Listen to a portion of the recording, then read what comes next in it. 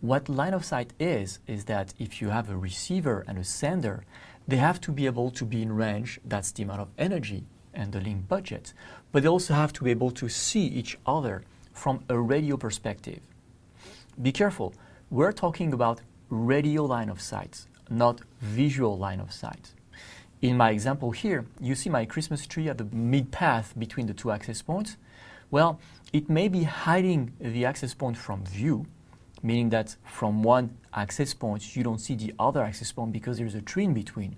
But if it doesn't absorb the energy, then it's not preventing the radio line of sight. In other words, you send signal from one antenna and the other antenna receives it. So it's like if you were putting an access point in one side of your room, a laptop near it, and you just put a piece of paper between them two. The signal is going to go through the paper.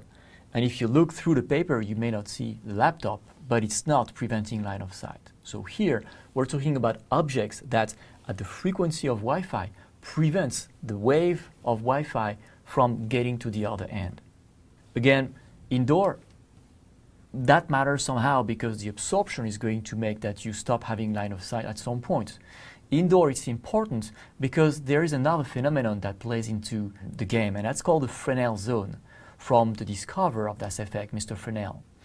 And what this gentleman discovered is that when you have an outdoor link, which is point to point, there is this physical line that goes from one antenna to the other. And again, if you don't see, it doesn't matter, but as long as the radio signal goes through, there is line of sight. And then just along that line, there is a volume just around which is shaped pretty much like an American football or a rugby ball. And that zone is going to also contain some of the energy that you want to transmit from one side to the other. And if you put some obstacles in that zone, it's going to damage the signal as if you were putting obstacles just between the two objects.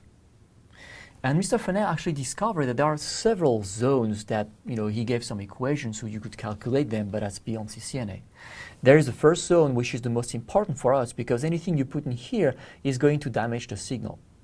And then around there is another zone, a bit larger, that we call zone 2.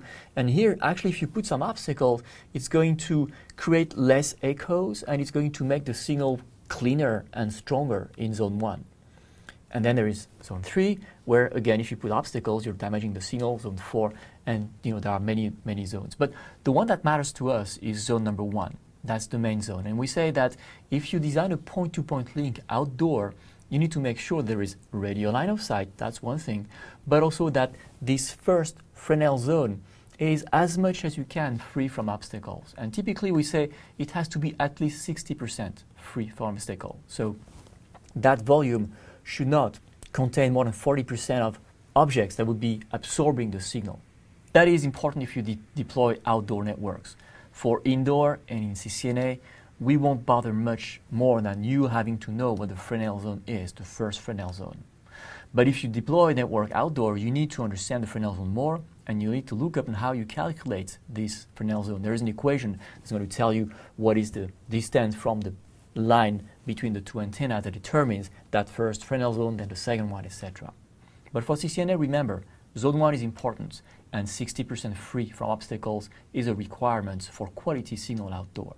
Indoor doesn't matter too much.